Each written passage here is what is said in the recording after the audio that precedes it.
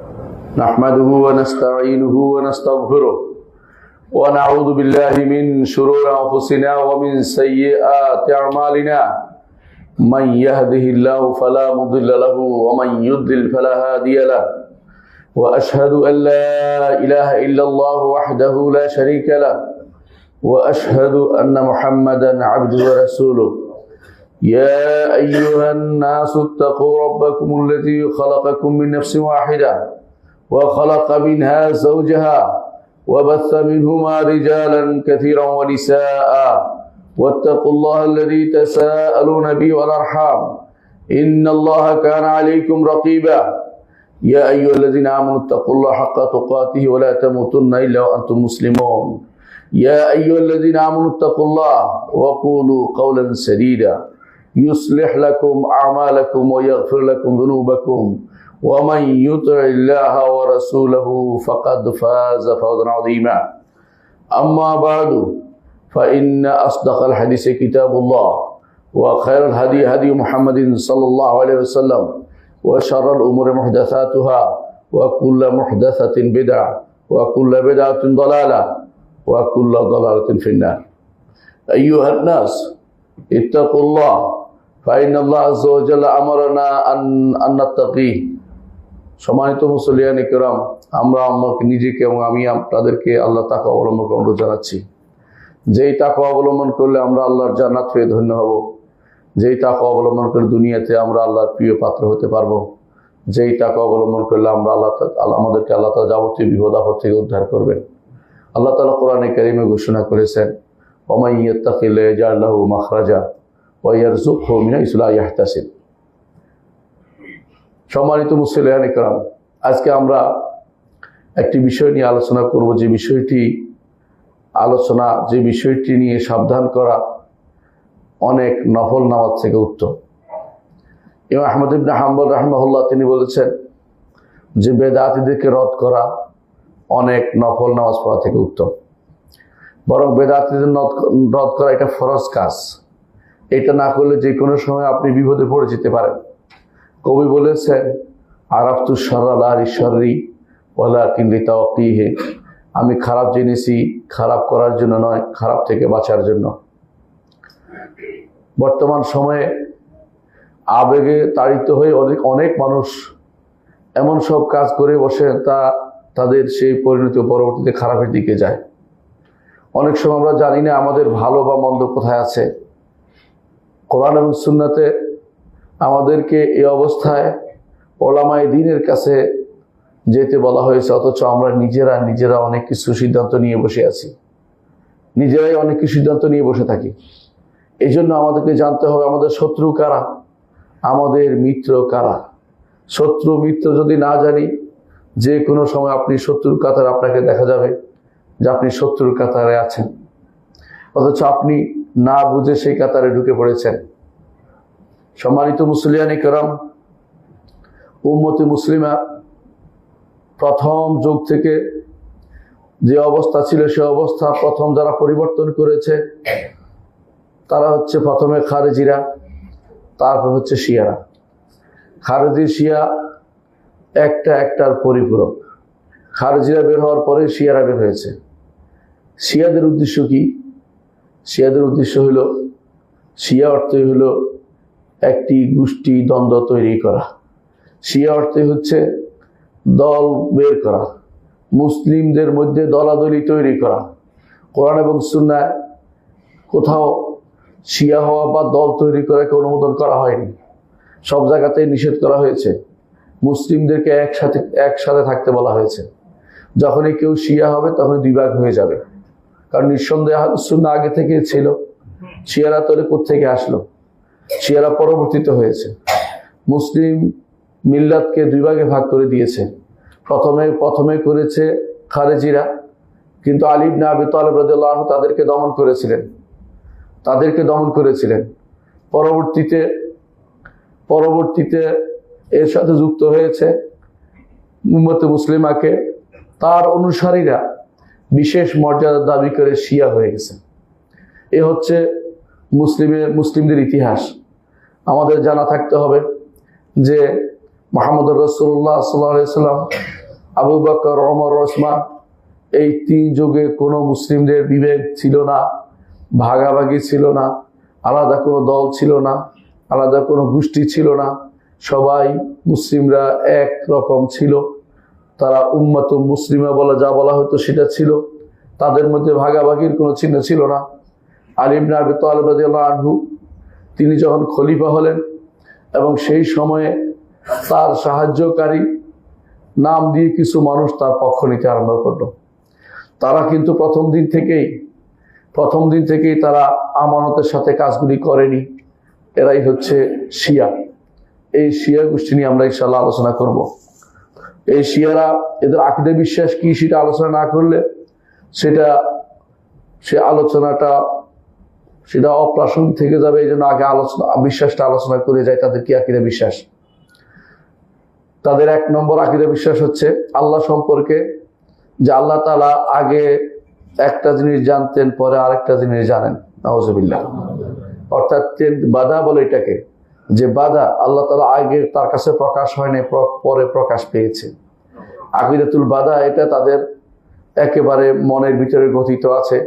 কারণ তারা মনে করে যে আগে যদি জানতেন নাউজুবিল্লাহ তাহলে আলীকে প্রথম খলিফা বানাতেন।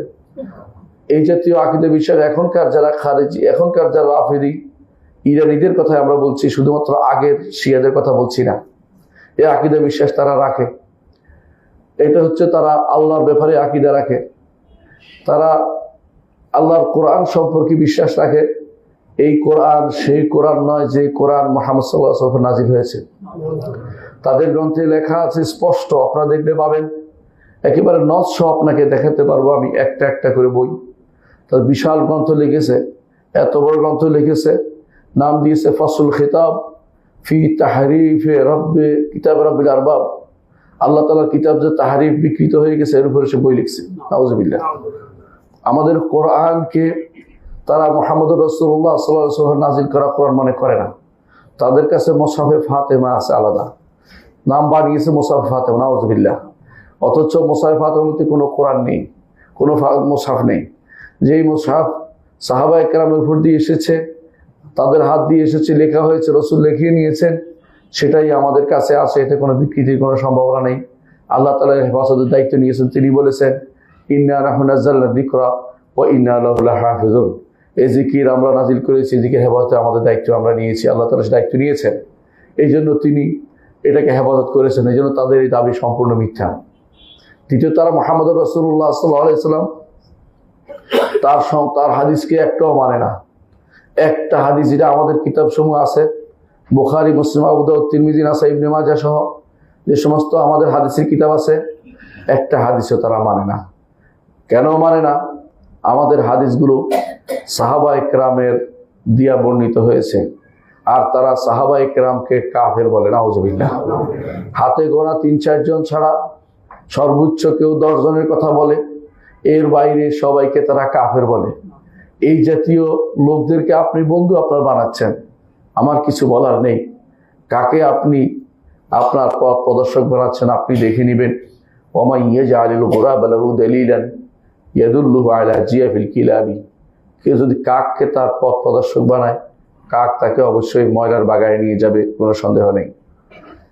এভাবে তারা আমাদের কোরআনকে তারা বিকৃত মনে করে, রসুল হাদিসগুলিকে তারা গ্রহণ করে না, সাহাবায়ে কেরামকে তারা কাফের মনে করে। আপনি কি চিন্তা করতে পারেন কত জঘন্যতম কাজ? সাহাবায়ে কেরামের জন্য বর্ণিত হাদিস তারা নেয় না, কিন্তু মূলত তারা কোরআনকেও গ্রহণ করে না। এই কারণে যে কোরআন ওসমান ইবনে আফফান রাদিয়াল্লাহু আনহু লিখেছেন, তাদের নিকট তিনি তো ঈমানদারই নন। নাউজুবিল্লাহ। এই জাতীয় লোকগুলোকে যদি আপনি আপনার বন্ধু বানান এবং তাদের পক্ষে কথা বলেন, তাহলে আমাদের কিছু বলার থাকে না।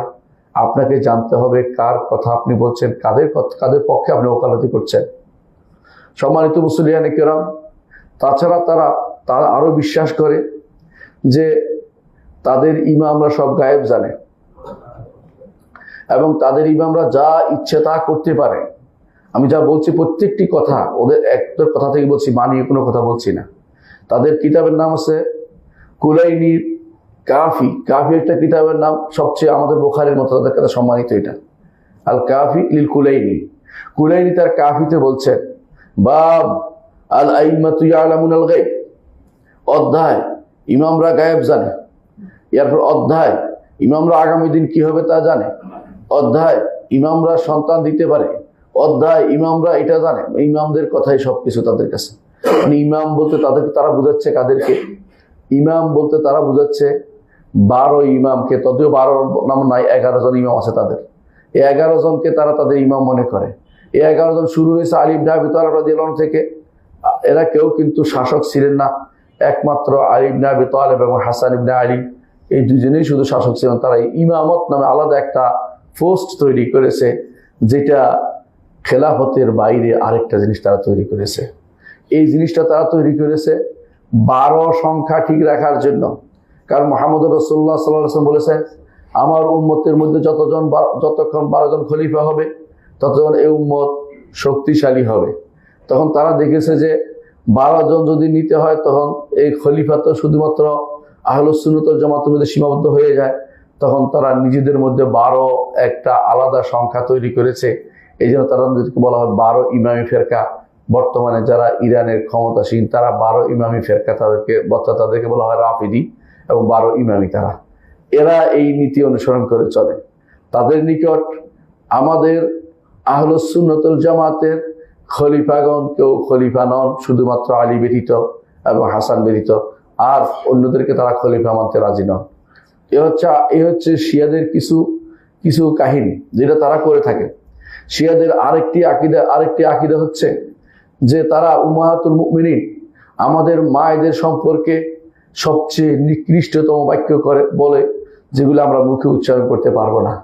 যাকে আল্লাহ তাআলা আসমানের উপর থেকে আয়াত নাজিল করে আমাদের মা আয়েশা রাদিয়াল্লাহু আনহাকে পবিত্র ঘোষণা করেছেন, সে আয়েশা রাদিয়াল্লাহু আনহা সম্পর্কে তারা সবচেয়ে ঘৃণিত বক্তব্য দেয়। এরা হচ্ছে আপনার মাকে যদি আপনার গালি দেয় আর আপনি যদি তাদেরকে কোলে তুলে নেন, আপনাকে আমরা কিভাবে বুঝাবো যে আপনি কত বড় খেয়ানতের মধ্যে আছেন। এ হচ্ছে শিয়াদের কিছু কর্মকাণ্ড, যারা সব সময় এই আকীদা পোষণ করে আসছে। এর মধ্যে তার কোনো পরিবর্তন আসেনি। শিয়াদের বিশ্বাস হচ্ছে, আরেকটি বিশ্বাস হচ্ছে আবার তাদের ইমামরা ফিরে আসবে, আবার তারা ইমামরা ফিরে আসবে। রাজা বলে এটাকে, তা রাজা বিশ্বাসী। রাজা মানে ইমামরা আবার ফিরে আসবে, ফিরে আসে আবার যুদ্ধ করবে, যুদ্ধ করে আবার আহলুস সুন্নাহকে কচুকাটা করবে। তারা আহলুস সুন্নাহ বলে না, তারা বলে নাসিবি। নাসিবি হলেও তারা মনে করে যে আহলুস সুন্নাহ আমরা যারা আছি আমরা নবীদের দুশমন, নবী বংশের দুশমন, এটা মনে করে নাউজুবিল্লাহ। এই জন্য তারা আমাদেরকে নাসিবি বলে এবং আমাদেরকে আবার কচুকাটা করার জন্য তাদের ইমামরা আবার ফিরে আসবে। এবং শুধু ফিরে আসা নয়, তারা মনে করে এই কাবার সাথে মেরে আবার আবু বকর ওমরকে কবর থেকে উঠিয়ে লটকে রাখতে হবে, এই বিশ্বাস তারা করে। এবং তারা এই জন্য মনে করে তাদের সর্বশেষ ইমাম নামক যার পিছনে তারা ঘুরছে আসলে কেউ নেই। তারা মনে করে তাদের ইমাম 11তম ইমামের সন্তান হয়েছিল, সেই সন্তান গর্তে ঢুকে পড়েছে। সিরদাব সামুরার এক পাহাড়ের ভিতরে ঢুকে পড়েছে, সেখান থেকে এখন আর বের হয় না। তারা এখনো গেলে আপনি দেখতে পাবেন সেখানে বিভিন্ন রকম বাহন নিয়ে দাঁড়িয়ে আছে, যে কখন তিনি সেখান থেকে বের হবেন, আর বাহন না পেলে আবার রাগ করে চলে যাবেন। এই জন্য সেখানে তারা বসে আছে, বাহন নিয়ে এখনো ডাকতেছে উখরুজিয়া মাওলানা, উখরুজিয়া মাওলানা, সারাদিন গান গাইতেছে, মাওলানা বেরিয়ে পড়ো, মাওলানা বেরিয়ে পড়ো। মাওলানা তো আর কোনোদিন বের হয় না। 1200 বছর পার হয়ে গেছে, তাদের মাওলানা আর বের হয় না, কারণ মাওলানা বলতে আসলে কেউ নাই। এই বিশ্বাস এখনো প্রত্যেকটি শিয়া করে। এই জন্য আপনি খুমাইনি, ইমাম উদ-দালাল, অদ্রষ্ট ইমাম খুমাইনিকে দেখবেন, তার বইয়ের মধ্যে যখনই মাহাদির কথা আসছে তখনই লিখে রাখছে আজ। এরপর আজ অর্থ আজ্জালাল্লাহু খুরুজা, আল্লাহ তার বের হওয়া তাড়াতাড়ি করুক, আল্লাহ তার বের হওয়া ত্বরান্বিত করুক, এটা তার বইয়ের মধ্যে লেখা থাকে। আপনি তার বইটিটা পাবেন। এখন কেউ বলে যে আমাদের অনেক ভাই ধোঁকাগ্রস্ত হয়ে আছে, তারা বলে যে এই সমস্ত আকীদা তো আগে ছিল, এখন এই লোকেরা করে না, তো এই লোকেরা এটা বিশ্বাস করে প্রচার করে দিই, এখন থেকে আমরা আকীদা প্রচার করি না। এটা ডাহা মিথ্যা কথা, কখনো সেটা নয়। একই আকীদা আগে যারা রাখতো এখনো সেটাই রাখে, নয়তো শিয়া থাকতো না, সুন্নি হয়ে যেত। এই আকীদা তারা পোষণ করে এবং নিজেদেরকে শিয়া 100% ঠিক রেখে তারা দাওয়াত দিতে যায়, শিয়াইজমের দাওয়াত দেয়। এদেশে মোস্তফা ইউনিভার্সিটি করে, এদেশে আলেমদেরকে দাওয়াত দেয়, কিছু একটা হাদিয়া দেয়, আলেমরা সঙ্গে সঙ্গে গলে যায়, এদেশের মানুষদেরকে দাওয়াত দেয়, সাংবাদিককে দাওয়াত দেয়। এদেশের আশ্চর্য বিষয় হচ্ছে এখনো অনেক সাংবাদিকরা শিয়াইজমে আক্রান্ত এবং তাদের কথাই শুধুমাত্র লেখে, কারণ তাদেরকে তারা বিভিন্নভাবে দাওয়াত দিয়ে, বিভিন্ন পুশ করে, বিভিন্ন রকমের সংবাদ দিয়ে তাদেরকে ধোঁকাগ্রস্ত করে। তাদের আকীদার মধ্যে এই জন্য আরেকটা আকীদা হচ্ছে সেটা হচ্ছে যে তাকিয়া নীতি। তাকি অর্থ হচ্ছে যে আহলুস সুন্নাত ওয়াল জামাতকে যদি একবার ধোঁকা দিতে পারে, একবার যদি ধোঁকা দিতে পারে, তাহলে সে আলী রাদিয়াল্লাহু আনহুর সাথে মুসাফা করা সওয়াব পাবে। দ্বিতীয়বার যদি ধোঁকা দিতে পারে, তাহলে সে মুহাম্মদুর রাসূলুল্লাহ সাল্লাল্লাহু আলাইহি ওয়াসাল্লামের সাথে মুসাফার সওয়াব পাবে। এইভাবে তারা মনে করে আহলুস সুন্নাতকে ধোঁকা দিলে সওয়াব পাওয়া যায়। তাহলে যত মিথ্যা কথা বলে ততই তারা সওয়াব পায়। মিথ্যা কথার মানে মিথ্যুক হওয়ার জন্য, মিথ্যা কথা বলার জন্য সওয়াবের আশা করলে সেখানে মিথ্যা কথা তো বলতেই থাকবে সারাদিন। আপনাকে যত রকমই বলবে শিয়া এবং সুন্নির মধ্যে আমাদের মধ্যে পার্থক্য নেই, এটা বলে তো ধোঁকাই দিচ্ছে আপনাকে, এটা তো সওয়াবের কাজ মনে করতেছে। আপনি এটাকে ধোঁকা হিসেবে না নিয়ে আপনি মনে করছেন সত্য বলেছে, তাহলে আপনাকে ধোঁকাবাজকে যে ব্যক্তি সত্যায়ন করে তাকে তার সম্পর্কে কিছু বলার আমার নেই। যুগে যুগে দেখবেন শিয়ারা কিভাবে মানুষকে ধোঁকা দিয়েছে, কিভাবে তার মানুষদের ধোঁকা দিয়েছে, এটা বলতে যাই আপনি আশ্চর্য হবেন। শুধু এটাই বলছি এখন যে শিয়ারা তাকিয়া নীতি অবলম্বন করার কারণে প্রত্যেকটি কথা যত আহলুস সুন্নাতকে বলে সেখানে তারা শুধু ধোঁকার চিন্তাই করে, কিভাবে তাকে ধোঁকা দেওয়া যায়, কিভাবে সে ধোঁকা দিয়ে তাকে ঈমানটা হরণ করা যায়, এই চিন্তায় তারা বসে থাকে। যুগে যুগে তারা বিভিন্ন জায়গাতে ধোঁকা দিয়েছে। আমরা কয়েকটা দৃষ্টান্ত শুধু দেব। এক নম্বর হচ্ছে আলী ইবনে আবি তালেব রাদিয়াল্লাহু আনহু যখন মুআবিয়া রাদিয়াল্লাহু আনহুর বিরুদ্ধে যুদ্ধ করছিলেন, তখন তারা দাঁড়িয়ে গিয়ে বলছিল যে যেহেতু তিনি কোরআনকে চাচ্ছে যে কোরআন দিয়ে বিচার করবে, সুতরাং আমরা আর যুদ্ধ করব না। তারা যুদ্ধ না করার সিদ্ধান্ত নিল। অর্থাৎ আলী ইবনে আবি তালেব রাদিয়াল্লাহু আনহুর পক্ষ হয়েও যুদ্ধ করতে গিয়েও যুদ্ধ করতে রাজি হয় নাই, তাকেও সেভাবে তারা ধোঁকা দিয়েছে। এই হচ্ছে শিয়া সম্প্রদায়। তারপর দ্বিতীয়বার তারা ধোঁকা দিয়েছে হাসান ইবনে আলীকে।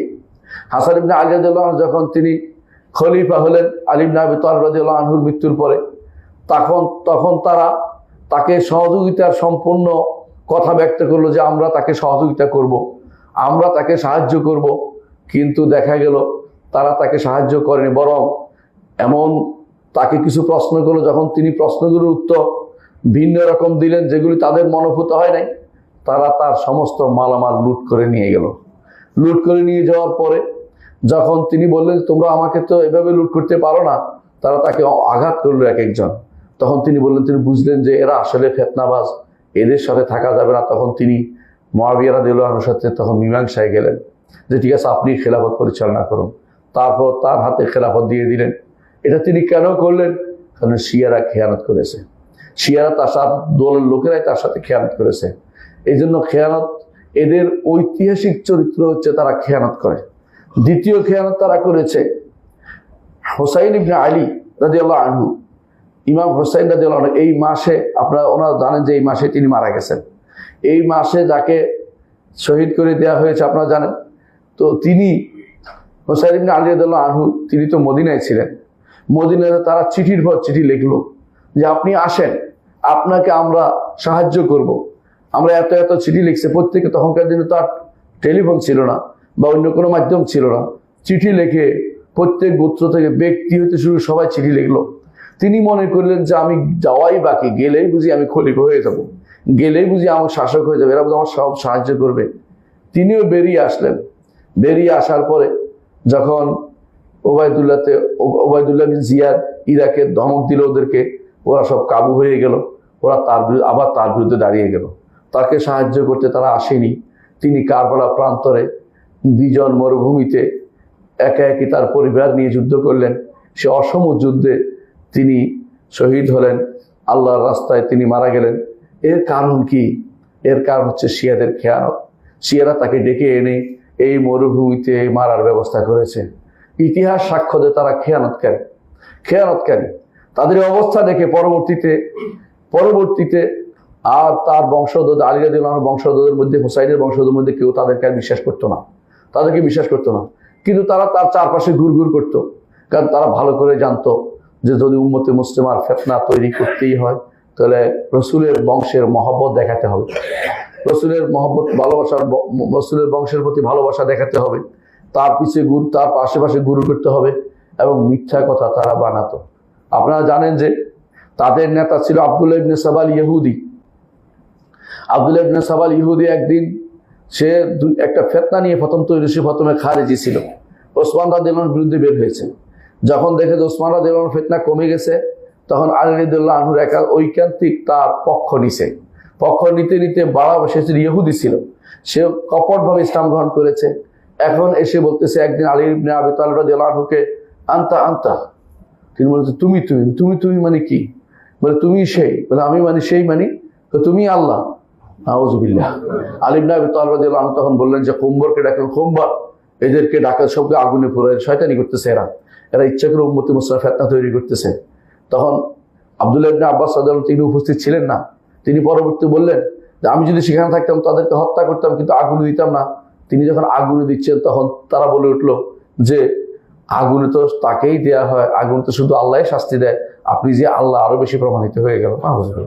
মানে কত বড় শয়তানি নিয়ে তারা এসেছে মুসলিমদের বিভেদ তৈরি করতে। এদের গোষ্ঠী আজ পর্যন্ত, এই শিয়ারা, যেখানে আপনি দেখবেন শিয়াদের কথাই শুধু শুনবেন এবং এরা ফিতনা তৈরি করেছে, আর কিছু তৈরি করেনি। আমি কয়েকটা উদাহরণ দিচ্ছি মাত্র। যারা হুসাইন ইবনে আলী রাদিয়াল্লাহু আনহুকে তার কারবালার ময়দানে মারার জন্য এ দায় কিন্তু শুধুমাত্র এই শিয়াদের, কারণ শিয়ারাই তাকে ডেকে এনেছে, তাদেরকে সাধারণ কোনো মুসলিম তাদেরকে এখানে ফিতনার জন্য ডেকে আনেনি। কারণ মুসলিমদের মধ্যে আলাদা দল তৈরি করা, আলাদা গোষ্ঠী তৈরি করা বা খলিফার বিরুদ্ধে কাউকে লেলিয়ে দেয়া, এটা আহলুস সুন্নাত ওয়াল জামাতের মানহাজ বিরোধী, তারা সেটা কখনো করতো না। এটা শুধু এরাই করে যারা কারোর বিরুদ্ধে কাউকে খেপিয়ে তোলার জন্য, বিপ্লব নাম দিয়ে কিছু তৈরি করার জন্য যারা করে, সবগুলি শিয়াদের দ্বারা প্রভাবিত, খারিজ দ্বারা প্রভাবিত, যুগ যুগ ধরে এই ফিতনা তৈরি হয়ে এসেছে। আপনারা ভালো করে জানেন যে এরা সবচেয়ে বেশি কাজ করেছে খেয়ানতের, করেছে। আর আল্লাহ তাআলা কোরআনে কারীমে বলেছেন ওয়াল্লাযীনা হুম লিআমানাতিহিম ওয়া আহদিহিম রাউন, ঈমানদার আমানত রক্ষা করে, খেয়ানত করে না। আল্লাহ তাআলা আরো বলেছেন ইন্নাল্লাহা লা ইউহিব্বুল খায়িনিন, নিশ্চয় আল্লাহ তাআলা খেয়ানতকারীকে পছন্দ করেন না। আল্লাহ তাআলা আরো বলেছেন ওয়া আন্নাল্লাহা লা ইয়াহদি কাইদাল খায়িনিন, এবং জেনে রাখো যে আল্লাহ তাআলা ষড়যন্ত্রকারীদের, খেয়ানতকারীদের কোনো ষড়যন্ত্রকে বাস্তবায়িত হতে দেন না, পছন্দ করেন না। রাসূলুল্লাহ সাল্লাল্লাহু আলাইহি ওয়াসাল্লাম তিনি বলেছেন যে মুনাফিকের আলামতের মধ্যে একটি হচ্ছে যখন তার কাছে কোনো আমানত রাখা হয় সে খেয়ানত করে। অর্থাৎ এই খেয়ানত করা হচ্ছে নিকৃষ্টতম একটি কাজ, যেটা সবসময় ঘৃণিত হয়ে আসছে। এই খেয়ানতের কাজটি সবসময় এরা করেছে, যাদেরকে আমরা শিয়া নামে পরিচিত বা রাফিজি নামে পরিচিত, সবসময় তারা এই খেয়ানত করেছে। যখন আমরা দেখতে পাই আরেকজনকে, যে হুসাইন ইবনে আলী রাদিয়াল্লাহু আনহুর পরে আরো কয়েকজন বের হয়েছে এইভাবে, যাদেরকে তারা বিভিন্নভাবে ষড়যন্ত্র করে তাদেরকে বের করেছে যে তারা যেন খলিফার বিরুদ্ধে দাঁড়ায়। তাদের মধ্যে একজন হচ্ছে নাফসুজ জাকিয়া। তারা বিভিন্নভাবে তাকে ইন্সপিরেশন করেছে যেন খলিফার বিরুদ্ধে দাঁড়ায়। আবার মুসলিমদের মধ্যে একটা যুদ্ধের ব্যবস্থাপনা তারা করেছে। এরা কিন্তু শিয়াই ছিল। আরো যে সমস্ত জায়গায় তারা এই সমস্ত কর্মকাণ্ড করেছে, তার মধ্যে একটি হচ্ছে যে হারুন রশিদের সময়, বাদশাহ হারুন রশিদের সময়, খলিফা হারুন রশিদের সময়, সেই সময় তাদের খলিফা যখন তাদের আলী ইবনে ইয়াকতিন নামক এক অপদার্থ শিয়াকে যখন তিনি জেলে পুরিয়েছেন, সে কি করছে, সমস্ত যারা সেদিন কয়েদি ছিল সুন্নি কয়েদিদেরকে মারার জন্য উপর থেকে ছাদ ধসে দিয়েছেন, যারা সবাই সেখানে মারা পড়ে। অনুরূপভাবে বুয়াহিরা, যারা এক সময় খলিফাদের কাছে ভিড়ত, বাগদাদের খলিফাদের, 336 হিজরিতে তারা বাগদাদকে লুট করেছে এবং 352-তে বাগদাদের বাজার লুট করেছে। 353-কে তিনি 15,000 আহলুস সুন্নাহকে হত্যা করেছে। 354 হিজরিতে তারা আহলুস সুন্নাহকে মুহররম মাসে হত্যা করেছে। 10ই মুহররম আরো এরকম শত শত হাজার হাজার আহলুস সুন্নাহকে হত্যা করেছে। এ হচ্ছে সবই হচ্ছে বুয়াইহিদের কারবার। বুয়াইহিদের ইতিহাস আপনারা জানেন যে তারা সবই ছিল শিয়া এবং তারা শুধু আহলুস সুন্নাহকে দেখে দেখে তারা হত্যা করত। অনুরূপভাবে ওবাইদিকারা মিশরের খেলাফত বলে যাদেরকে বলা হয়, এরা আসলে ফাতেমি বংশের না, নিজেরা মিথ্যা দাবি করে যে ফাতেমার বংশধর না, মিথ্যা কথা। এরা আসলে ছিল বনি মাইমুন আল কাদ্দাহ, অর্থাৎ তারা মাজুস ছিল এবং তারা সবচেয়ে বাতিনি ফেরকার লোক ছিল। এরা মিশর এবং মরক্কো বিভিন্ন এলাকার পশ্চিম ইউনিয়ন মুসলিম বিশ্বের এখন যেটা মরক্কো আছে, মাগরিব আছে বা মরক্কো আছে বা জাজায়ের আছে বা আলজেরিয়া আছে, এই রাষ্ট্রগুলোকে সবগুলো তারা দখল করে ফেলছিল এবং সেখানকার আহলুস সুন্নাহকে তারা দেখে দেখে মারত, তাদের সম্পদ তারা লুট করত। তারাই প্রথম আল আজহার প্রতিষ্ঠা করেছে। আল আজহার ফাতেমাতু জাহরা এর থেকে আল আজহার তৈরি করেছে তারা। তাদের উদ্দেশ্য ছিল তখন যে এখানে তারা শিয়াইজম প্রতিষ্ঠা করবে। এই অবস্থায় তারা অনেকদিন ছিল এই আজহার প্রতিষ্ঠানটি। পরবর্তীতে সুলতান সালাউদ্দিন আইয়ুবী যখন আসছে তখন সেটার অবস্থা তিনি পরিবর্তন করে, সিলেবাস পরিবর্তন করে সেটাকে এই শিয়াদের থেকে আহলুস সুন্নাতের পক্ষে নিয়ে আসেন। তারপরেও মাঝে মধ্যে তারা সেখানে চড়াও হয়, এখনো মাঝে মধ্যে সেখানে শিয়াদের দৌরাত্ম্য দেখা যায়। এদের মধ্যে একজন ছিল হাকিম আমরিল্লাহ, অর্থাৎ যারা এই ফাতেমি শাসকদের মধ্যে এই লোকের অবস্থা এত ভয়ানক ছিল যে এই লোক সকালবেলা নির্দেশ দিত আহলুস সুন্নাহকে কচু কাটা করার জন্য নির্দেশ দিত। যেখানে সেখানে বাজারে যেখানে সেখানে ইয়া আলী নাম ঘোষণা করার জন্য নির্দেশনা দিত। যে ব্যক্তি সেটা বলতো না তাকে ধরে নিয়ে যেত, তাকে শাস্তি দিত। এরকম কঠিন কাজ তারা করত। আহলুস সুন্নাত ওয়াল জামাতের বিরুদ্ধে তারা কথা বলতো, আবু বকর ওমরের বিরুদ্ধে তারা কথা বলতো এবং সেগুলিকে বিরুদ্ধে তারা বিভিন্ন রকমের ষড়যন্ত্র করত। তাদের সময় তাদের একজনের কথা না বললেই হচ্ছে মুইজ আল ফাতেমি রাজবংশের নাম ছিল, রাজা ছিল মুইজউদ্দিন, তাকে বলা হতো। এই লোকে যখন শুনলো যে আবু বকর না বলেছি, তিনি বলেছেন এই কথা যে আমার হাতে যদি 10টি তীর থাকে, 9টি তীর আমি শিয়াদের দিকে নিক্ষেপ করব আর 1টি তীর আমি ইহুদিদের দিকে নিক্ষেপ করব। এই কথা শোনার পরে তিনি তাকে ধরে এনেছেন। ধরে এনে বলে তুমি নাকি এই কথা বলেছ? তুমি বলছো না আমি এই কথা বলিনি। তো খুশি হয়ে গেছে ওই লোক যে তাহলে বলে না, মিথ্যা কথা বলা হয়েছে। তো তুমি কি বলেছ? আমি বলেছি, এখন বলছি, আগে যেটা বলেছি না বলেছি এখন বলছি যে আমার হাতে যদি কোনো 10টি তীর থাকে আমি 10টি তীরেই শিয়াদের বিরুদ্ধে শিয়াদের প্রতি নিক্ষেপ করব। এ কথা বলার পরে তিনি বোঝে কে তাকে হত্যা করবে। সুন্নিরা কেউ রাজি হয় নাই, মুসলিমরা কেউ রাজি হয় নাই। ইহুদি একজনদের দাঁড়িয়ে বলছে আমি করব, এই কারণে আমাকে আপনি মুক্তি দিবেন। হ্যাঁ, তোমাকে মুক্তি দেওয়া হবে। তখন তিনি তার মাথার সাল থেকে শুরু করে এইভাবে পুরো আগে সাল খুলেছে। সাল খুলতে খুলতে যখন হাত পর্যন্ত এসে আর তিনি পারছেন না, তিনি এসব শুধু বলে আস্তাগফার করতেছেন আর লা ইলাহা ইল্লাল্লাহ পড়তেছেন। এমন সময় ইহুদি তার দরদ হলো, সে তার হাতের ছুরি দিয়ে তার গলার ভিতরে, তার পেটের ভিতরে নাড়ি ভুঁড়ি ঢুকিয়ে দিয়ে তাকে হত্যা করে ফেললো। এইভাবে তারা আহলুস সুন্নাহ ওয়াল জামাতকে যোগে যোগে হত্যা করেছে। এই কাহিনী আমি বানিয়ে বলছি না, আপনারা ইমাম ইবনে কাসির রহমতুল্লাহ আলাইহি তার যে বিদায় ওয়ান নিহায়াত আপনি দেখতে পাবেন। ইমাম যাহাবী রহমতুল্লাহ তার ইয়াতে লিখেছেন। এই সমস্ত কথা আমি যেগুলি বলছি সবগুলি এই 2 কিতাব থেকে আমি বর্ণনা করছি। যারা এই 2 কিতাব পড়বেন তারা স্পষ্ট পাবেন ইমাম যাহাবী এবং ইমাম ইবনে কাসির রহমতুল্লাহ আলাইহি কিতাব। ইমাম যাহাবী তার সিয়ার আলামিন নুবালাতে সেটা উল্লেখ করেছেন। এরপরে আরেকজনের কথা বলতে পারে কারামিতারা কি করেছে। কারামিতাদের মধ্যে 2 জন ছিল বিখ্যাত, আবু তাহের আল জুনাবি এবং আবু সাইদ আল জুনাবি। এরা প্রথমে কাবা আক্রমণ করেছে, কাবা ভাঙছে, জমজমের কূপকে নষ্ট করেছে, তারপরে হাজিদেরকে মেরে জমজমের কূপকে পূর্ণ করে দিয়ে উপরে দিয়ে পাথর দিয়ে বন্ধ করে দিয়েছে। এরপরে তারা হাজর আসওয়াদ চুরি করে নিয়ে চলে গেছে। আজও হাজর আসওয়াদ পরিপূর্ণ পাওয়া যায় নাই। কয়েকটা টুকরা ফেরত দিয়েছিল, দয়া করে কয়েকটা টুকরা এখন পর্যন্ত আছে। আপনাদের দেখতে পান গোল, এটার ভিতরে দেখবেন টুকরা কয়েকটা, বাকিগুলি নাই। হাজর আসওয়াদ চুরি করে নিয়ে গেছে, আজও তারা ফেরত দেয় নাই। এরাই হচ্ছে কারামেতা শিয়া। এরা এখনো আছে, এরা এখনো সৌদি আরবের এক জায়গায় আছে দূর এলাকায়, সেখানে তারা বসবাস করে। সে কাতিফ বলে, সেখানে কাতিফ, সে এলাকা পুরোটাই শিয়াদের এবং শিয়াদের এই এলাকাতে তারা তাদের মতো করে চলে। আহলুস সুন্নাত ওয়াল জামাতের সাথে তাদের কোনো কর্মকাণ্ড করে না, বরং তারা সেখানে তাদের মতো করে প্রতিষ্ঠান তৈরি করে পড়ায়, সেখানে রাতের অন্ধকারে পড়ায়, বিভিন্নভাবে পড়ায়, তারা আহলুস সুন্নাত জামাতের কোনো প্রতিষ্ঠানে পড়ে না। এই হচ্ছে তাদের খেয়ানতের কিছু নমুনা, যা অনেক আগে হয়েছিল। এরপরে আপনারা জানেন পরবর্তীতে অনেক আলোচনা, আমি লম্বা করছি, শুধু আলোচনা করে যাচ্ছি, কিছু খেয়ানতের উদাহরণ দিচ্ছি। ইবনুল ওয়াজির আল-আলকামি, ইবনুল আলকামি বলা হয় ওকে, বাগদাদের খলিফা মুস্তাসিম বিল্লাহ, তিনি মনে করলেন যে হালাকু খান এগিয়ে আসছে, আর ইবনুল আলকামি খুব বুদ্ধিমান, এই বুদ্ধিমান এর কোনো একটা দায়িত্ব দেওয়া যেতে পারে।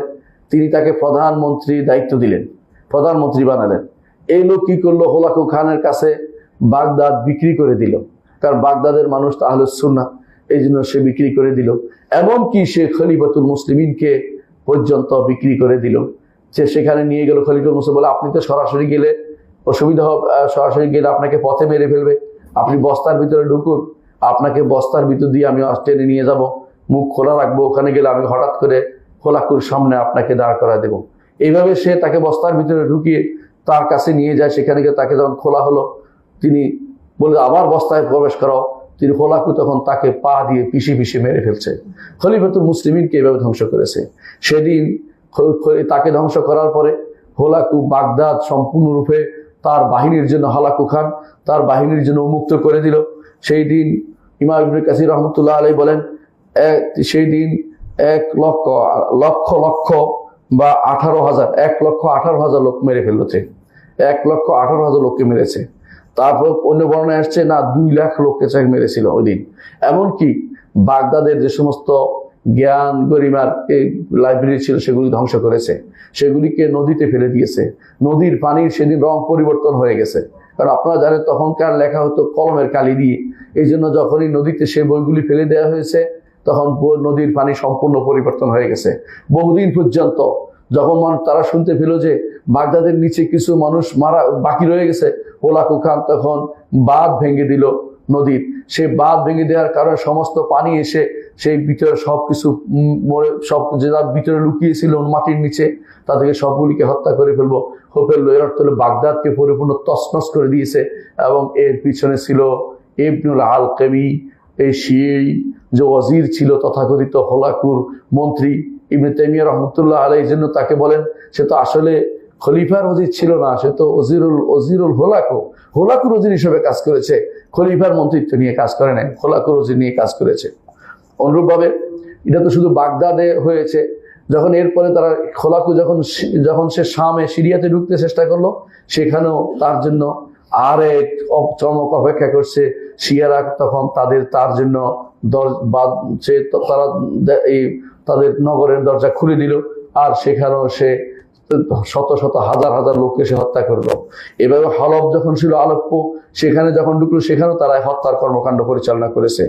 এরপরে তারা চেষ্টা করেছে এদের থেকে বাঁচার জন্য। যখন সালাউদ্দিন আইয়ুবী রহমতুল্লাহ আলাইহি এই ফাতিমিদেরকে তাড়িয়ে যখন মিশরকে তার কবজা করেন, এবং তার হাতে আল্লাহ তাআলা এই ইমামের হাতে, এই মহান ব্যক্তির হাতে আল্লাহ তাআলা এই বাইতুল মাকদেস বিজয় দিলেন, এবং মুসলিমরা আবার বাইতুল মাকদেস, সুন্নিরা আহলুস সুন্নাহ ওয়াল জামাত যখন বাইতুল মাকদেসকে আবার তাদের হাতে পেল, এই সময়ে সালাউদ্দিন আইয়ুবীকে তারা হত্যা করার ষড়যন্ত্র নিল এবং বিভিন্নভাবে তার বিরুদ্ধে কাজ করলো, এবং তাকে বিভিন্নভাবে তাকে পেরেশানিতে নিযুক্ত করলো। এরপর দেখা যায় যে তারা বিভিন্ন সময়ে মুসলিম বিশ্বের জন্য শুধু বিপদ আর বিপদে ডেকে এনেছে। আমরা কয়েকটা উদাহরণ শুধুমাত্র দিলাম, আরো কয়েকটা উদাহরণ আপনাদেরকে উল্লেখ করতে চাই। আপনারা জানেন যে এই মুসলিম বিশ্বে বর্তমানে এখনো 2টা শ্রেণী কাজ করছে, একটা হচ্ছে শিয়া, একটা হচ্ছে আহলুস সুন্নাহ। মুসলিমদের 2টা শ্রেণী বিভক্ত হয়েই আছে অলরেডি। এখনকার সময়ে কিছু খেয়ানতের কথা উল্লেখ করতে চাই। এখনকার সময়ে খেয়ানতের কথা উল্লেখ করতে চাই। এখনকার সময়, বর্তমান সময়ে খেয়ানতের উদাহরণ দেখুন। ইরাক একটি সুন্নি রাষ্ট্র ছিল, অথচ ইরাককে দখল করে শিয়া রাষ্ট্র বানিয়ে দেওয়া হলো।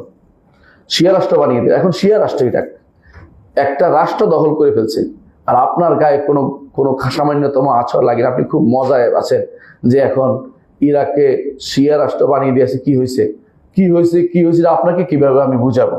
আপনি যদি আকীদা বুঝতেন তাহলে আপনি বুঝতেন যে আপনাকে তারা শেষ করে দিয়েছে। শুধু তাই নয়, একে বলা বাগদাদে যারা ঢুকেছে ইরান থেকে, ইরানে যে গার্ড ছিল, রেভলিউশন গার্ড, তারা ঢুকেছে, ঢুকার পর সেখানে সুন্নিদেরকে শুধু দেখে দেখে হত্যা করেছে, সুন্নিদেরকে দেখে হত্যা করেছে। যাদের নাম আবু বকর, ওমর, ওসমান আছে তাদের কাউকে জীবিত রাখেনি, এবং যাদের পরিবারের মধ্যে কেউ যদি থাকে তো পরিবারকে পর্যন্ত তারা মেরে ফেলেছে। সন্তান সন্ততিকে নির্বাসন তাদের যে অবস্থায় নিয়ে শিয়া বানানোর চেষ্টা করেছে। আজও তারা এই কাজে লিপ্ত রয়েছে। এরাই হচ্ছে শিয়া। বাগদাদকে তারা, ইরাককে তারা দখল করে নিয়েছে। তারপর তারা যখন এই যে নুসাইরি শিয়া, এর নাম হচ্ছে হাফেজ আল আসাদ আর তার ছেলে বাশার আল আসাদ, এই শিয়া এরা ছিল একদম কট্টর শিয়া। শেখ হুসেন ইবনে তাইমিয়া রহমতুল্লাহ আলাইহি এদেরকে তার সময়ে কাফের ঘোষণা করে গেছেন, 8ম শতাব্দী তাদের কাফের বলে গেছেন। এরা ইউরোপিয়ানদের সাথে মিশে 10% লোক পুরো সিরিয়া শাসন করেছে, প্রায় 50 বছরের মতো সে এবং তার বাবা মিলে এই 50 বছর শাসন করে আছে। 50-এর বেশি সময় শাসন করেছে, মাত্র 10% লোক ছিল, বেশি কিছু না। তারা কিভাবে করেছে? শিয়াইজম হওয়ার কারণে ইরান তাদেরকে সবসময় সাহায্য করেছে। তাদের সাথে মতভেদ যতই থাকুক, একটা ব্যাপার তারা একমত যে শিয়া হলে তার সাহায্য করতে হবে, এই জন্য তারা সাহায্য করেছে। এই কাসেম সোলাইমানি নামক নাফাক, এই লোক যখন ঢুকেছে ইরাকে, এই সিরিয়াতে, সেই লোক সিরিয়ার এমন কোন এলাকা রাখেনি যে এলাকায় সুন্নিরা থাকে, সেখানকে কোনো বাকি রাখেনি, সব ধ্বংস করে দিয়েছে একেবারে পুরোপুরি। একেবারে এলাকার পর এলাকা ধ্বংস করে দিয়েছে, মেরে একদম শেষ করে দিয়েছে, কিছুই রাখেনি। মানে সে জানে যে এই এলাকায় সুন্নিরা বসবাস করে। হালাব ধ্বংস করেছে, এভাবে বিভিন্ন জায়গা ধ্বংস করে দিয়ে তারা সম্পূর্ণ শেষ করে দিয়েছে। আর তার মৃত্যুর পরে আমাদের দেশে কিছু মানুষ তার জন্য কান্নাকাটি করতে আমরা দেখেছি, অথচ সে সুন্নিদেরকে শেষ করে দিয়েছে। বর্তমানে খেয়ানতের আরেকটি রূপ হচ্ছে যে তারা ইয়েমেনকে শেষ করে দিয়েছে। ইয়েমেনের শান্তির দেশ ছিল, ইয়েমেনে কোনো সমস্যা ছিল না। তারা জারুদিয়া ফেরকাকে পুশিং করে তারা 12 ইমামিয়া ফেরকা বানাইছে। জারুদিয়া ছিল জায়দিয়ার একটা অংশ, জায়দিয়া ছিল কিছুটা কাছাকাছি আহলে সুন্নাত জামাতের, যদিও আকীদাগত কথা অনেক দূরে। কাছাকাছি মানে তারা কোনো অনেকটা মারামারি করতো না, হানাহানি করতো না, এরকম অবস্থায় ছিল। কিন্তু তারা তাদেরকে দীক্ষিত করেছে, দীক্ষিত করে নিয়েছে, রাফিদি শিয়াতে বানিয়ে নিয়েছে, নিয়ে তখন শাসকের বিরুদ্ধে তাদেরকে লাগিয়ে দিয়েছে। আর ইয়েমেনকে পুরোটাকে যুদ্ধের জায়গা বানিয়ে ফেলেছে। কারণ তাদের দেশে তো হচ্ছে না, মারা গেলে সুন্নি মারা যাবে, সমস্যা কি? তারা সেটা করেছে। এইভাবে তারা বিভিন্ন দেশে যত রকমের ষড়যন্ত্র সব করেছে। লেবাননের কথা চিন্তা করো, লেবাননে তারা কি করেছে? আমি নিজে গিয়ে দেখেছি, ওই এলাকায় প্রবেশ করা যায় না, শিয়াদের এলাকায় প্রবেশ করা প্রায় নিষিদ্ধ হয়ে গেছে। তারা যেন তাদের এলাকা ভাগ করে ফেলেছে, একটা দেশকে এলাকা ভাগ করে ফেলেছে। সেখানে তাদের আলাদা যে সমস্ত চ্যানেল আছে, সেই চ্যানেলগুলোতে দিন রাত 24 ঘন্টা আমাদের মা আয়েশা রাদিয়াল্লাহু আনহার বিরুদ্ধে কুৎসা রটনা করে, এবং এদের চ্যানেলগুলোতে সাহাবায়ে কেরামের বিরুদ্ধে কুৎসা রটনা হয়। এদের চ্যানেলগুলোতে আহলে সুন্নাত জামাতের ইমামদের বিরুদ্ধে কুৎসা রটনা করা হয়। সেগুলি তারা চালিয়ে গেছে। এই হচ্ছে লেবাননকে তারা কিভাবে নষ্ট করেছে। তারপর তারা চেষ্টা করলো, তারা বাহরাইনকে ধরতে চেষ্টা করলো। তো তখন সৌদি সরকার দেখলো যে এত বড় সমস্যা, তখন তার সেনাবাহিনী পাঠিয়ে দিল বাহরাইনকে রক্ষার জন্য। এজন্য সেখানে তারা আর এগোতে পারে নাই। তারা তখন কুয়েতের দিকে হাত দিল, যে কুয়েতের জন্য হাত দেওয়া যায় কিনা। কুয়েত সরকার সাবধান হয়ে গেল, তারা সেখানে আর কিছু করতে পারেনি। এভাবে তারা চেষ্টা করলো যে আশেপাশে যত রাষ্ট্র আছে সবগুলিকে বৃহত্তর শিয়াইজম তৈরি করবে। এর আগেও তারা বিভিন্ন রকমের খেয়ানত করেছে। এই খেয়ানতগুলি যদি কোনো আপনারা ভুলে যান, আপনারা যদি কোনো প্রতারিত হন, তাহলে আপনাদেরকে কিভাবে কে আপনাদেরকে বুঝাতে পারবে? আপনার শত্রুকে, আপনার মিত্রকে, এটা আপনার কিভাবে বোঝানো যাবে? শিয়ারা কোনোদিন এই উম্মতে মুসলিমার জন্য ভালো কিছু করেনি। আপনি ভালো করে জানেন যে এরা রাষ্ট্রগুলি দখল করেছে কি জন্য? যে সুন্নিদেরকে মেরে সেখানে শিয়াইজম প্রতিষ্ঠা করবে, এই জন্য। আর কোনো উদ্দেশ্য নেই তাদের, কোথাও সে উদ্দেশ্য নেই। পাক ভারতেও তারা সেটা করেছিল। কিভাবে করেছে আপনারা জানেন? সম্রাট হুমায়ুন যখন হেরে গিয়েছিল, তখন পালিয়ে গিয়েছিল ইরানে পালিয়ে যাওয়ার পরে, ইতিহাস আপনারা জানা দরকার, ইরানে পালিয়ে যাওয়ার পরে সেখানে চুক্তি করে এসেছে যে আমার বাহিনী তুমি আবার যদি রাজ্য দখল করো, তাহলে আমার বাহিনীকে বিভিন্ন জায়গাতে কর্মে খাটাতে হবে। এই জন্য সে যখন ঢুকেছে আবার হুমায়ুন, তার ছেলে বা আকবর আসলো, তারপরে সবাই যখন ক্ষমতায় আসলো, তারা কি করলো? শিয়াইজমের কাজ প্রতিষ্ঠা করলো সব জায়গাতে শিয়াদেরকে দায়িত্ব দিল। আমাদের বাংলাদেশেও তারা শিয়াদেরকে দায়িত্ব দিয়েছে। বাংলাদেশের প্রথম যারা এসেছিল মীর জুমলা বলেন, শায়েস্তা খান বলেন বা মুর্শিদ কুলি খান বলেন, এগুলি সবগুলি শিয়া ছিল। এবং তাদের দ্বারা এই পুরা জনগোষ্ঠী, সুন্নি জনগোষ্ঠী তাদের দ্বারা শাসিত হতো। চিন্তা করে দেখেছেন, একটা বিশাল জনগোষ্ঠীতে শিয়া শাসন করেছে। এবং সেটা নয়, শুধু বাগদাদে, দিল্লিতে ক্ষমতাসীন ছিলেন আকবরের, তার সন্তান ছিল জাহাঙ্গীর। জাহাঙ্গীর ক্ষমতায় এসে বিয়ে করেছে নূরজাহানকে। নূরজাহান শিয়া ছিল। নূরজাহানের ভাতুষপুত্রী, যার জন্য তাজমহল তৈরি করেছে, শিয়া ছিল। এর শাহজাহানের ছেলেদের মধ্যে 3 জন শিয়া ছিল, দারা শিকু, মুরাদ এবং সুজা, যেটা বাংলা শাসন করেছে সুজা, শিয়া ছিল। এরা বাংলা শাসন করেছে। একমাত্র আওরঙ্গজেব তিনি সুন্নি ছিলেন, এই জন্য পরবর্তীতে সেখানে আর তার প্রচার প্রসার পায়নি। বাংলার জমিনে যাদের নিয়ে আপনাদের অনেক কথা, এই যে আলীবর্দী খান শিয়া ছিল এবং তার বংশের লোকগুলি শিয়াই ছিল। এরাই শুধুমাত্র এই ষড়যন্ত্র করেছে, সুন্নি মুসলিমদেরকে বিপদে ফেলেছে। এরপরে দেখে আপনাদের দেশে যারা পশ্চিম পাকিস্তান থেকে এসে শাসন করেছে, এগুলি সব শিয়া ছিল। টিক্কা খান শিয়া, এবং তার আগে যে ছিল তারাও শিয়া ছিল। এগুলি, এই যে মোহাম্মদ আলী জিন্নাহ, বড় মারাত্মক রকমের শিয়া ছিল। এ শিয়া ছিল, এবং তার বোন ফাতেমা জিন্নাহও শিয়া ছিল, যেটা জন্য আপনার ভোট দেওয়ার জন্য কান্নাকাটি করেছেন। অনেকে তার পক্ষও নিয়েছে দুর্ভাগ্যবশত। জুলফিকার আলী ভুট্টো শিয়া ছিল। এগুলি সব শিয়া, এবং কি এরা এদেশের মানুষের প্রতি সামান্যতম দরদ অনুভব করতো না। রাতের অন্ধকারে এদেশের মানুষকে যে ব্যক্তি মেরেছে, সেই ব্যক্তিও শিয়া ছিল। অর্থাৎ ইয়াহিয়া খান, যে শিয়া ছিল। এরা এই জন্য মুসলিমদের প্রতি কোনো দরদ কোনো অনুভব করে না, সুন্নিদের প্রতি। এরা তাদের এই সাইতারা, যেটাকে বলে যে তাদের প্রভাব বিস্তার, তাদের মুসলিমদের জায়গা দখল, এরা তাদের সব সময় ষড়যন্ত্রের অন্তর্ভুক্ত ছিল। আপনাদের শত্রুকে চিনতে হবে। আজও তারা চাচ্ছে, তারা কোনোদিনই সুন্নিদের বিরুদ্ধে কোনোদিন তারা কোনো কাফেরদের বিরুদ্ধে যুদ্ধ করবে না। আচ্ছা, তারা কেন শিয়া, তারা কেন ক্ষতি করেছে আপনি কি জানেন? যেই কারণে তারা মুসলিমদের সাথে বন্ধুত্ব থাকতে পারে না। মূল কারণটা কি? মূল কারণটা হচ্ছে, 1 নম্বর হচ্ছে, তারা মনে করে যে কারণে তারা সবসময় শিয়াইজম প্রতিষ্ঠা করার চেষ্টা করেছে, এর মূল কারণ হচ্ছে এটা, তারা মনে করে যে কেউ 12 ইমাম উপরে ইমান আনবে না, সে ব্যক্তি কাফের। এটা তাদের বইতে আছে। যেমন বাহরানি তার কিতাবে লিখতেছে, বাহরানি কিতাব হচ্ছে আল হাদায়াকুন নাদিরা। আমি সেখান থেকে শুধু একটা কোট করতেছি, একটা শব্দ। সবগুলি কোট করে দিতে হলে আমার সারা কয়েকদিন লাগবে, শুধু একটুকু বললাম। সে বলতেছে, ওয়ালাইতা শাহরি ওয়া আইয়ু ফারকিন বাইনা মান কাফারা বিল্লাহি ওয়া রাসূলিহি ওয়া বাইনা মান কাফারা বিল আইম্মাতি আলাইহিস সালাম মা সুবুতে কাউনিল ইমাতি মিন উসুলুদ্দিন। তারা বলতেছে 12 ইমামের কথা শোনা, 12 ইমামকে মেনে নেয়া, এটা দ্বীনের মূলনীতি। অর্থাৎ আমরা যেমন বলি না আরকানুল ঈমান 6টা, যে আল্লাহর উপর, ফেরেশতার উপর, তাদের নিকট একটা বড় হচ্ছে, এটা হচ্ছে 12 ইমামকে মেনে নেওয়া হচ্ছে ঈমানের রোকন। সুতরাং তাদের নিকট যে কেউ 12 ইমামকে ইমাম হিসেবে মানবে না, তাহলে সে ব্যক্তি কাফের। আর তাদের নিকট ইহুদি নাসারার চেয়েও আমরা নিকৃষ্ট, এবং তাদের নিকট আমাদেরকে ধোঁকা দিলে তাদের সওয়াব হয়।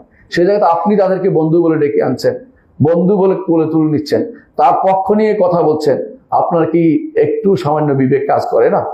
দ্বিতীয়ত, তারা মনে করে যে আমরা নবী পরিবারের শত্রু। নাউজুবিল্লাহ, আমরা তো কোনোদিন নবী পরিবারের শত্রু না। নবী পরিবারকে আমরা ভালোবাসি, তবে ভালোবাসার আতিশয্যে বাড়াবাড়ি আমরা করি না। আমরা এটাই মনে করি, নবী পরিবার যদি কাউকে দেখি তারা ভালো, নবীর কারণে আমরা তাকে ভালোবাসবো। রাসূল এটাই বলেছেন, তার পরিবারকে দেখাশোনা করতে তিনি বলেছেন, তার পরিবারের বিরুদ্ধে কোনো ষড়যন্ত্র করতে নিষেধ করেছে, আমরা সেটা করি না। নবী পরিবার ফলে এখনো আমাদের অন্তর বিগলিত হয়।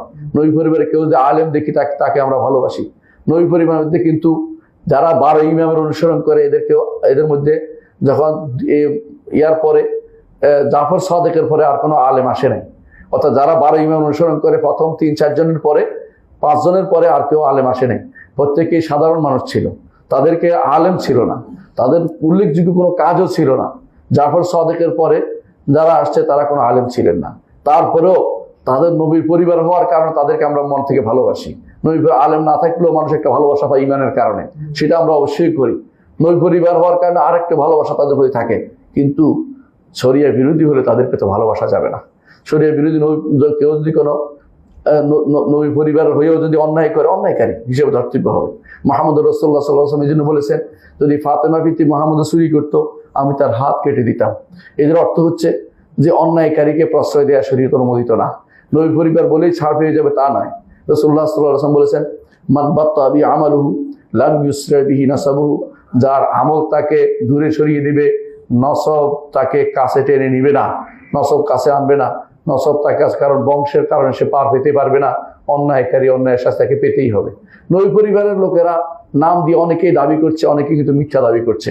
অনেকের রাসূলুল্লাহ পরিবারের সাথে সম্পৃক্ততা নেই, জোর করে বর্তমানে ইরানিরা অনেকে সেরকম দাবি করে বসে তার রবিশ পরিবারের সাথে সম্পৃক্ত, আসলে তাদের সাথে নবী পরিবারের সম্পর্ক নাই।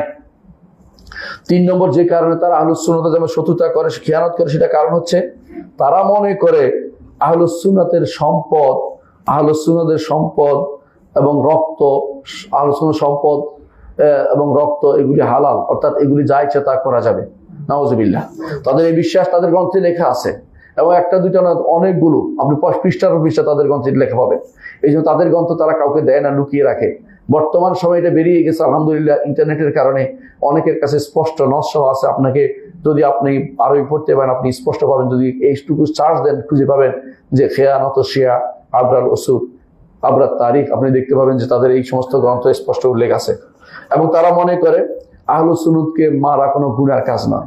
তারা মনে করে আহলুস সুন্নাত হচ্ছে নাফাক, নাউজুবিল্লাহ। এই জন্য তারা কখনো আহলুস সুন্নাতকে তো তারা কোনোভাবেই তারা সহ্য করতে পারে না। চতুর্থ যে কারণে তারা আহলুস সুন্নাতের সাথে খেয়ানত করে তা হচ্ছে তারা মনে করে জিহাদ হারাম। যতক্ষণ পর্যন্ত তাদের 12 নম্বর ইমাম গর্ত থেকে বেরিয়ে না আসছে অতক্ষণ পর্যন্ত কোনো জিহাদ নেই। তাহলে এখন যেটা করছে এটা কি বলবেন? এখন তো তারা, আপনাদের অনেকেই ধারণা করছেন জিহাদ করতে চায় ওই দেশে, তাদের নিকট প্রতিরোধ করা যাবে, অর্থাৎ কেউ আক্রমণ করছে এটা প্রতিরোধের জন্য জবাব করা যাবে। আবার প্রতিরোধ বাধাও তো তারা দেখতে পাচ্ছেন বিভিন্ন যুদ্ধ করে, আপনারা দেখেন না যে বিভিন্ন লোক আসলে সেগুলো বলে জ্যাব বলে, পকেট, নিজেরা যুদ্ধ করবে না, কাউকে অস্ত্র দিবে, তারা যেন হামলা করে, এরপর তারা মারা যাবে, তারা শান্তি থাকবে। অর্থাৎ যুদ্ধ লাগিয়ে রাখা, নিজেরা শান্তি থাকা, এটা হচ্ছে তাদের একটা পলিসি। এই পলিসি তারা যুগ যুগ ধরে অ্যাপ্লাই করেছে। এই অ্যাপ্লাইয়ের মাধ্যমে এই ইমামুদ দালালা, পদভ্রষ্ট ইমাম খোমেনি, সে এই কাজটি করেছে। সে কি করেছে? ইরাকের সাথে যুদ্ধ লাগিয়ে রেখেছে। আবার পরবর্তীতে তার অনুসারীরা তারা ইয়েমেনের সাথে যুদ্ধ লাগিয়ে রেখেছে। তারা সবসময় আহলুস সুন্নাত জামাতের দেশের ভিতরে যুদ্ধ লাগিয়ে রাখবে, নিজেরা যেন শান্তি থাকতে পারে, অস্ত্র বিক্রি করবে, অথবা এইও বলবে, বিভিন্ন রকম কথা বলে আপনাকে ধোকা দিবে। আপনি জানেন তারা যখন তেহরানে প্রবেশ করেছে, তেহরানের শাহের আমলে, শাহ ছিল এর আগে, সেও শিয়া ছিল, কিন্তু শিয়া থাকলেও তারা ধর্মীয় উন্মাদনায় যুক্ত ছিল না। শিয়াতে তখন 93টা আহলুস সুন্নাতের মসজিদ ছিল। একটা বড় শহরে 93টা মসজিদ কম কথা না। সেখানে তারা এসে সমস্ত মসজিদগুলি দখল করে ফেললো, একটা মসজিদে রাখলো না, একটা মসজিদে রাখে না, এবং বলে যে আমরা শিয়া সুন্নি কোনো ভাগ নাই। আপনি আশ্চর্য হবেন, তাদের সংসদে সুন্নিদের কোনো প্রতিনিধিত্বকারী নেই। বলে সুন্নি তো আমরা মুসলিম, তো সুন্নিদের কোনো প্রতিনিধিত্ব নাই, মানে শিয়া হিসেবে সবগুলো। কিন্তু সেখানে ইহুদিদের প্রতিনিধিত্ব আছে, সেখানে 40,000 ইহুদির প্রতিনিধিত্ব লোক আছে। সেখানে এমন কি বাহাই ফেরকাদের লোকদের পর্যন্ত প্রতিনিধিত্ব রাখা হয়েছে, বহরাদের রাখা হয়েছে, কিন্তু সুন্নিদের কোনো প্রতিনিধিত্ব রাখা হয় না। কারণ সুন্নিরা তাদের কাছে সুন্নি বলে কোনো নাম থাকতে পারবে না, সব শিয়া হয়ে যেতে হবে, এই চিন্তা ভাবনা তারা করে। আমাদের হাজী সাহেবরা যখন ইরান থেকে যায়, মাঝে মাঝে তাদেরকে শুনতে চায়, তারা বলতে চায় না, বলে না আমরা শিয়া সুন্নি ভাগ করি না। পরবর্তী ঘুরে এসে 2-1 আমাদেরকে বলে যে আমাকে বিপদে ফেলেন কেন, আমাদের প্রশ্ন করলে আমাদের পাশের লোক থাকে, এরা আমাদেরকে নোট করে, পরবর্তী গেলে আমাদেরকে হত্যা ছাড়া কোনো উপায় থাকে না। আমার বন্ধু আব্দুল গফুর আল বালুশি, তাকে দেখতে এখনো আমার চোখের সামনে ভাসছে। সে পড়েছে মদিনা ইউনিভার্সিটিতে, যাওয়ার পরে বিমানবন্দরের নামা মাত্র গুলি করে মেরে ফেলেছে, কোনো প্রশ্ন করা হয়নি। আজও যাদেরকে আপনারা বলেন মোসাদের চর, অমুকের চর, খেয়ানতকারী, এদেরকে ভালো করে খোঁজ নেন, দেখবেন যে আহলে সুন্নাত জামাতের লোকদেরকে মেরে মেরে ভয় দেখায় যে এরা মোসাদের চর। কি জন্য চর হইতে যাবে? হয়তো তাদের মধ্যে কেউ এদের শাসন পছন্দ করে না, এদের শাসন নামক যে শোষণ চলছে, 5% তারা খাচ্ছে, 5%। প্রত্যেকটি মানুষকে তাদের ইমামদের 5% দিতে হবে, প্রত্যেকটি মানুষকে। এই যে চিন্তা ভাবনা, তার আয়ের 5% ওদের জন্য ভাগ করে নিয়ে যেতে হবে। এই খুমুস আমাদের দেশেও 5% অনেকের কাছেও আছে, অনেকে 5% নেয়। এগুলি শিয়াদের থেকে প্রাপ্ত। এখন তারা এইভাবে নিচ্ছে, 5% নেয়, এদের বিরুদ্ধে কেউ কেউ প্রতিবাদ করে, তখনই তারা তাদেরকে বলে মোসাদের চর, এই চর ওই চর, দেশ বিরুদ্ধে খেয়ানতকারী ইত্যাদি বলে তাদেরকে হত্যা করে। আপনি আহলে সুন্নাত ওয়াল জামাতকে আপনি দেখতে পাবেন এদেরকে নিয়ে ইরানের বিভিন্ন জায়গাতে দেখবেন রাস্তার মাঝখানে মারতেছে তাদেরকে রাস্তার মাঝখানে বিরাট বিরাট মেশিন দিয়ে রাখছে, শুধু ওদেরকে টেনে টেনে শুধু ফেলছে, যুবকদেরকে মেরে ফেলতেছে। এগুলি সবই কিন্তু তাদের খেয়ানতের কাজে, খেয়ানত তারা আগেও করেছে, এখনো করে যাচ্ছে, এবং তারা এর তাদের কোনো সামান্যতম কোনো থেকে তারা মুক্ত হচ্ছে না। ওরা দেখবেন এই দেশে বা বিভিন্ন দেশে তারা তাদের লোক পাঠায় কি জন্য? এই দাওয়াতের জন্য লোক পাঠায়, তাদের শিয়াই যেমন দাওয়াতের জন্য। ইরানি ভাষা শিক্ষা দিবে, ফার্সি ভাষা শিক্ষা দিবে বলে বিভিন্ন ইউনিভার্সিটিতে তারা কি করে, ডিপার্টমেন্ট খোলে, আর সেখানে ধীরে ধীরে তাদেরকে শিয়া বানায়। বাংলাদেশ থেকে 100-এর অধিক বারবার নিয়ে যাচ্ছে, 100 করে লোক নিয়ে যাচ্ছে ইরানে, এই ছাত্র নিয়ে যাচ্ছে পড়ানোর জন্য। ওই ছাত্ররা দেশে এসে ধীরে ধীরে শিয়া হয়ে যাচ্ছে এবং শিয়াইজম প্রতিষ্ঠা করতেছে।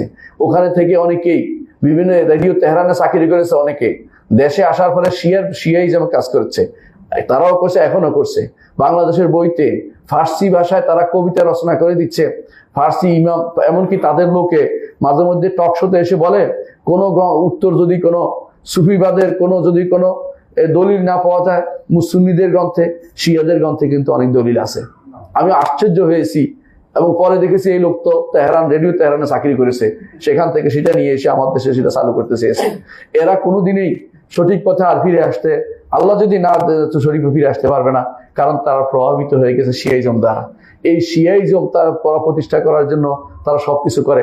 আপনি যদি কোনো আবু বকর নাম হয় আপনাকে তারা বিষও দিবে না, আপনার যদি ওমর নাম হয় আপনাকে তারা বিষও দিবে না। পুরো ইরান খুঁজে আবু বকর ওমর কিছু পাবেন না, আবু বকর ওমর ওসমান নাই, সব মেরে ফেলেছে।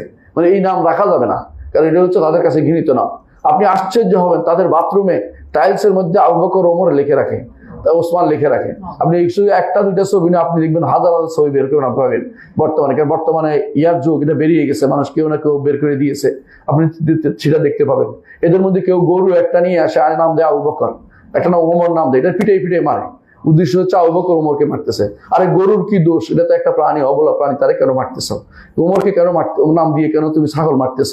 এবার আয়েশা রাদিয়াল্লাহু নামে একটা কিছু করে তাদেরকে মারা, এবং তাদেরকে এই কথা আপনি এখন দেখবেন ফেসবুকে ভর্তি, যে ছোট বাচ্চাদেরকে শিখাচ্ছে, তারা বিভিন্ন মাহারাজান করে, বিভিন্ন রকম অনুষ্ঠান করে, অনুষ্ঠানের মধ্যে বাচ্চাদের শিক্ষা দেয় কিভাবে গালি দিতে হবে, যে আয়েশা ফিন্না নাউজুবিল্লাহ, আয়েশা জাহান্নামে যাবে, অমুক উইচের কথাবার্তা তারা বলতে, এগুলো ছোট বাচ্চাদের শিক্ষা দেয়। এবং এইটাই তাদের কাছে বড় সাকাফা বলে, এটা তাদের হচ্ছে, এটার উপর তারা টিকে আছে। আপনি তাদেরকে বন্ধু বানাচ্ছেন, আপনি মনে করছেন যে তারা ভালো কাজ করেছে। আপনি কি একটু চিন্তা করেন না, তারা আমাদের গাজাকে ধ্বংস করে দিয়েছে। গাজা ধ্বংসের মূল কারণ কি? আপনি যদি বলেন যে ধীরে ধীরে মরতো, আমরা যুদ্ধ করে মরেছে, এই জাতীয় আবেগে কথা বলবেন না দয়া করে। ধীরে ধীরে সবাই মরে, কেউ কি যুদ্ধ করে অসম যুদ্ধে মরতে চায়? যেখানে এত হাজার হাজার ট্যাঙ্কের বিরুদ্ধে আমি ক্লাসিনকোপ দিয়ে 2 জন মাইরা দৌড়ে দিছি, এরপরে আমার নারী পুরুষ সবাইকে মেরে ফেলেছে। কত হাজার লোক মেরেছে, কত লাখ লোক মেরেছে গাজাতে। আপনি কি জানেন গাজাতে কি আর মানুষ আছে? তা আপনি এই কারণটা সূত্রপাত কে করে দিয়েছে? আপনি কয়েকজন যুবকের হাতে অস্ত্র তুলে দিয়েছেন, অথবা কয়েকজন যুবককে আপনি ইন্সপিরেশন করেছেন, যাতে করে মানাবাড়ি করে অমুককে 10 জনকে মেরে আসো। এরা 12 জন মেরেছে, 1,20,000-কে মেরে ফেলেছে। 12 জন 1,20,000 সমান হলো? শরীয়তে জানতে হয় কখন যুদ্ধ করতে হয়, কখন যুদ্ধ করতে হয় না, এটাও তো জানা দরকার। যুদ্ধ কখনো ধৈর্য ধারণ করতে হয়, অবস্থা বুঝে, অবস্থা আল্লাহ শক্তিশালী করে তখন যুদ্ধ করতে হয়। আপনি অসম যুদ্ধ তৈরি করে দিয়ে গাজার মানুষদেরকে হত্যার যে কাজটা করেছেন, এটা তো সুন্নি মরেছে, ওরা তো শিয়া মরে নাই। শিয়া হলে তারা যুদ্ধ করতে দিত না, আপনারা ভালো করে জানেন। সুন্নি হওয়ার কারণে এদেরকে যুদ্ধে লাগিয়ে দিছে, আর সবসময় জিহাদের প্রেরণা তাদের মধ্যে তুলে দিয়েছেন। কিন্তু জিহাদ তো সবসময় করতে হয় না, কখনো কখনো জিহাদের জন্য ধৈর্য ধারণ করতে, অপেক্ষা করতে হয়, আল্লাহ পরিবেশ তৈরি করে না দেওয়া পর্যন্ত। কিন্তু যে কাজ তারা করেছে, এই কাজ তো সুন্নিদেরকে ধ্বংস করার পথ তারা রচনা করেছে। এইভাবে তারা সব জায়গাতে সেটা করেছে। আপনি তাদেরকে কোনো বন্ধু হিসেবে পাবেন না, এদেরকে বন্ধু হিসেবে নিতে পারেন না। এরা কারণ আগে থেকে তারা ইহুদিদের সর ছিল, এখনো ইহুদিদের সর হিসেবে কাজ করছে। এরা কোনোদিন জেহাদ আসলে করবে না, কারণ তাদের নিকট, তাদের গ্রন্থ অনুসারে জেহাদ করতে হলে আমিরে মাসুম লাগবে। অর্থ কি আমির মাসুম অর্থাৎ নিরপরাধ ইমাম লাগবে। নিরপরাধ ইমাম তো একমাত্র যিনি তাদের মতে গর্তে ঢুকে গেছে, সে তো বের হয় নাই, কিভাবে যুদ্ধ করবে? এই জন্য যুদ্ধ করে না, শুধু প্রতিরোধ করে, আক্রমণ করলে প্রতিরোধ করে, অথবা কাউকে লাগিয়ে দেয়, তোমরা যুদ্ধ করো, আমরা তোমাদের পিছিয়ে আছি। এই হচ্ছে তাদের ষড়যন্ত্র সব। আমরা যদি এই ষড়যন্ত্র না বুঝতে পারি, আমরা বুঝতে পারি না, কারণ রাসূলুল্লাহ সাল্লাল্লাহু আলাইহি ওয়াসাল্লাম একটা কথা বলেছেন। তিনি বলেছেন, আল মুমিনু গিররুন কারীম, ইমানদার হচ্ছে গিররুন, ধোঁকা খায়, কারীম, ভালো মানুষ, দ্রুত ধোঁকা খেয়ে যায়। ওয়াল মুনাফিকু খাব্বুন লাঈম, এবং মুনাফিক হচ্ছে, ফাসিক হচ্ছে খাব্বুন, ধোঁকাবাজ, লাঈম, নিকৃষ্ট। এরা মানুষকে ধোঁকায় দেরি করে, যে কোনো পদে ধোঁকা দেয়। ইমানদার চিন্তা করে আখিরাতে যে আমি একদম মানুষকে কেন ধোঁকা দেবো, কেন আমি ক্ষতিগ্রস্ত করবো। এরা হচ্ছে এই মুনাফিক টাইপের লোক। এরা বেশিরভাগই মুনাফিক, অধিকাংশই তারা কাফের। কারণ যারা, আপনারা জানেন যে মুশরিক হওয়ার জন্য যে সমস্ত আকীদা পোষণ করলে মুশরিক হয়, বর্তমান রাফেজিরা সবগুলি সে আকীদা পোষণ করে, তাহলে তারা কাফের মুশরিক হয়ে গেলে আপনি তাদের বিরুদ্ধে আরেক গোষ্ঠীকে প্রাধান্য দেওয়ার কোনো মানে হয় না। দুটাই, ইহুদি নাসারা যেমন শয়তান, যারা যেন আল্লাহর দুশমন, এই রাফেজিরা আল্লাহর দুশমন, উভয়কে দুশমন হিসাবে গ্রহণ করুন। সুতরাং এই বিষয়টা আমাদের প্রত্যেকের জানা উচিত। আকুলু কাওলি হাযা ওয়া আস্তাগফিরুল্লাহ লি ওয়া লাকুম ওয়া লিসাইরিল মুসলিমিন ফাস্তাগফিরুহু ইন্নাহু হুয়াল গাফুরুর রাহিম।